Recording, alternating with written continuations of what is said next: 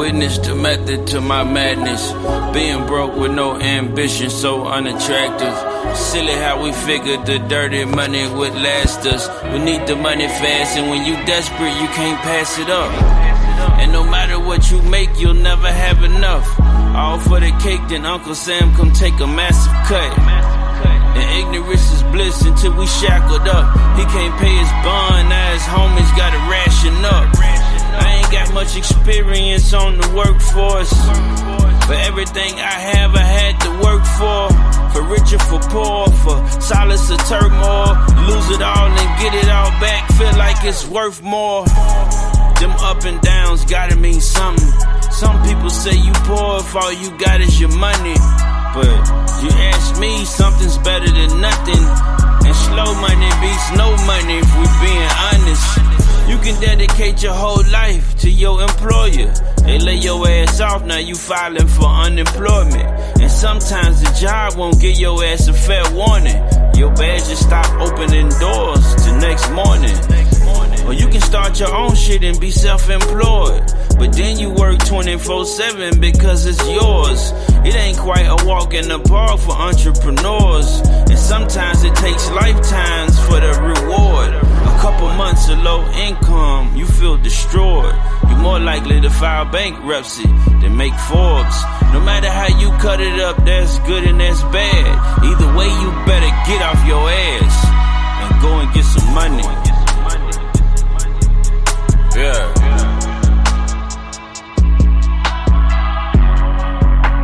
Better get out your ass. Ain't no handouts over here. Yeah. Long live Piff. No matter how you cut it up, that's good and that's bad. Either way, you better get off your ass. Go and get some money.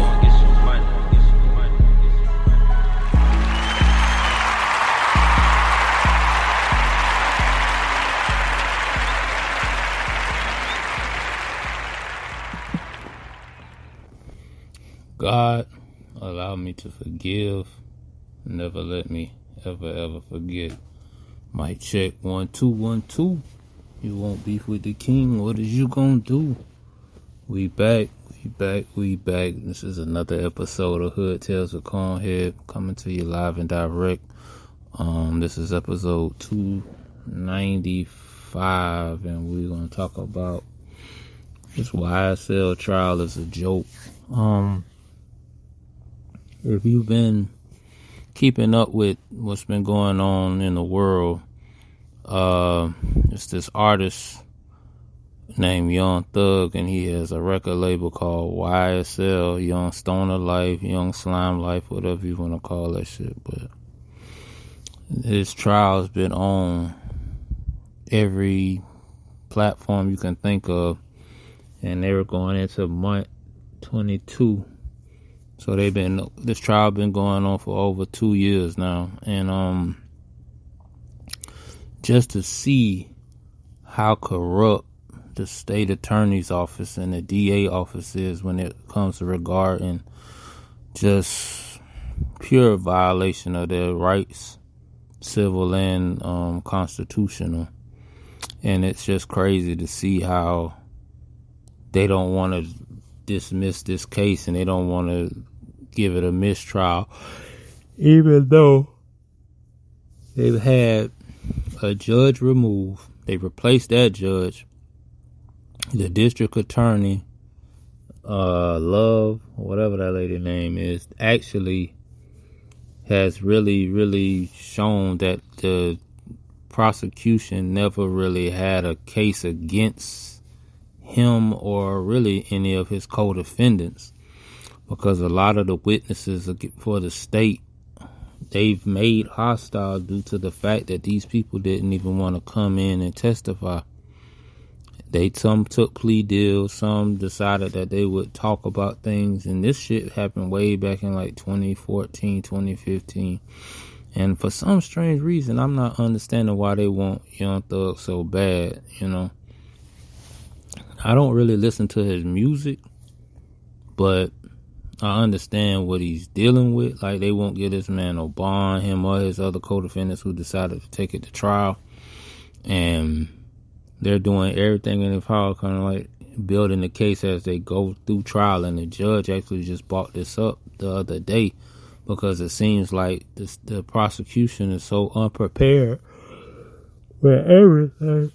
And she said, I don't want to believe that they're making it up as they go. But that's really what they're doing. They thought that these guys were going to fold and hear the word conspiracy and RICO and those big words supposed to frighten you because they was giving RICO charges to the mafia.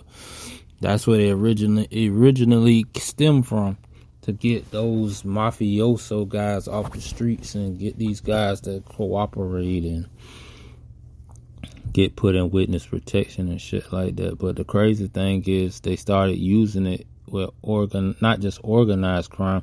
They started using it with anything that they thought was a organization.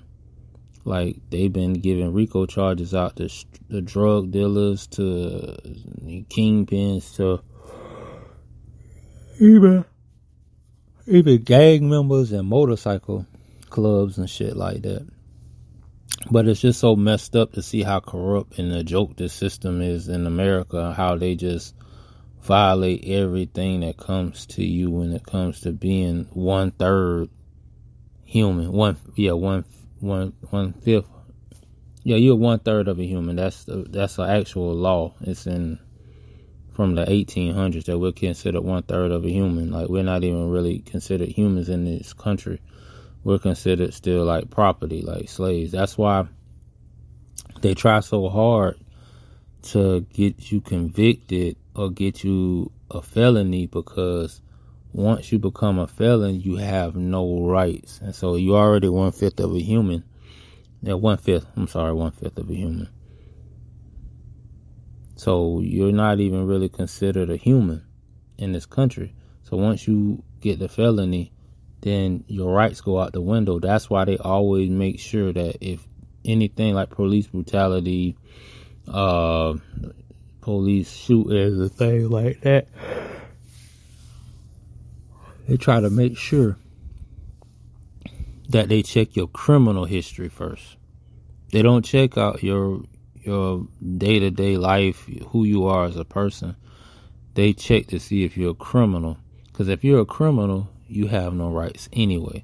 So it's going to be a justifiable homicide simply because of the felony.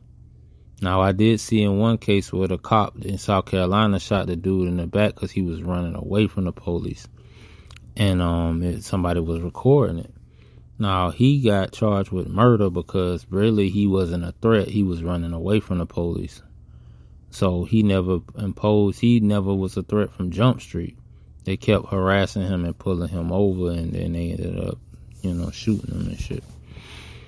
But just to see how they have to go through with the process, they have to, trust the process, not stay the course, because they already done spent so much money doing all this wasting. This shit was back in 2015 when all this shit supposedly was going on. They have a apparent murder in it. They have some shooters in it. But the fucked up thing about it, he never told nobody to do this shit. And that's what they're trying to make it either that they was ordered to do these things, or they were a gang and they just did this on behalf of the gang and they're not even a gang. Because what people don't understand about gangs, and I'm not a gang member, I just been around that shit. They have bylaws that you must follow. YSL don't have no bylaws. Nobody in this case could bring up a bylaw that says, because they get sanctioned for shit that if you violate the bylaws, you get sanctioned. You either get jumped, you either get beat up, you either get motherfucker might cut your ass. It just all depend on the violation. And then they'll sit you on the shelf for a little while, or they'll kick you out the gang completely.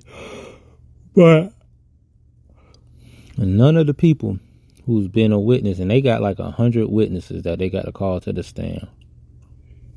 And it's sad because even some of the people that was there for the shooting where a nut got killed, the men that was there who got shot as well said that it was a Bonneville.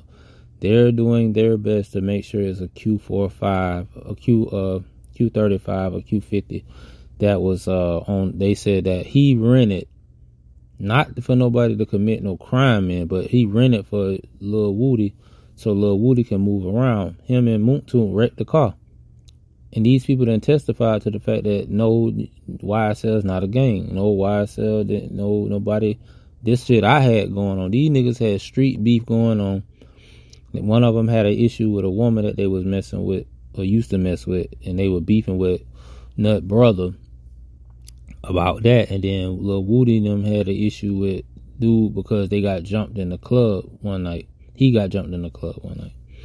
And so you got these people who's supposed to be star witnesses, and then the little D dude, they done snatched him out the fucking hospital. This man had 6 blood transfusions, and they still made him get on the stand by putting him in jail and shit like that. And I know the conditions of being in jail because I was locked up for 2.5. Not trying to go into my own shit, because if you listen, you'll know. But shit, I was in there diabetic and all that shit, man. Sometimes people wouldn't even let me get my medication, wouldn't even let me get my insulin shots and shit, and I'm dependent.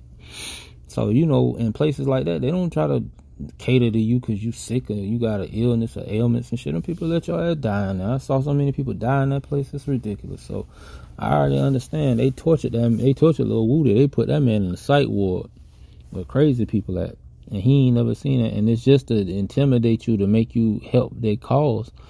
But it's so sad that it's so corrupt, and it's just a joke to me. It shows this case is really God allowing this case to be on TV for the world to see how corrupt America is. Like, it's sad. Like, you born here, raised here, and these people raise you to be penitentiary bound. They raise you to be jail ready because they want to fill up these prisons with able-bodied men so they can make money off of them. Like, private prisons is a booming business, and like they'll lock your ass up. And it's sad that they're going, they violating all this man rights, all this like the system is so corrupt. The judge see that this shit is foul, and she still was gonna continue on with the case, just like Glanville did. And it's not right, and it's not fair. But when you have a system that has all the resources and can put together all kind of shit to violate your rights, to violate your constitutional and your civil rights, to throw you in jail without no probable cause, to have you with no bond, like you a flight risk and shit, when all they got to do is take your passport. You know what I'm saying? And like, this man been sitting in jail 3 years.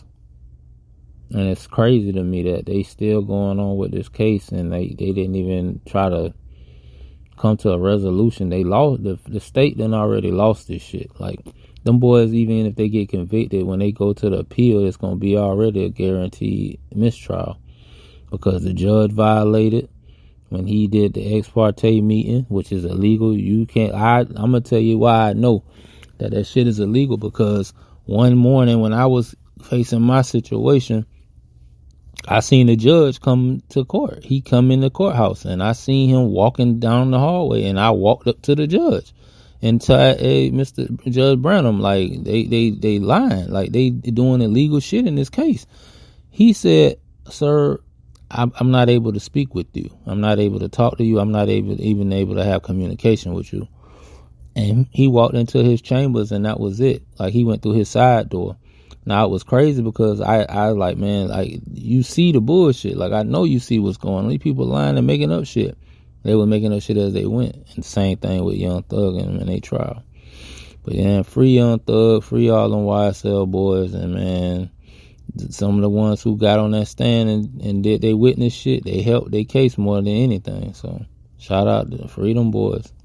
I don't agree with snitching, but you trying to correct it and make it right to get somebody out of some shit you done created, then hey, I ain't nothing I can say about that. But like and subscribe to my YouTube channel, Hood Tales with ConeHead, and I'm out.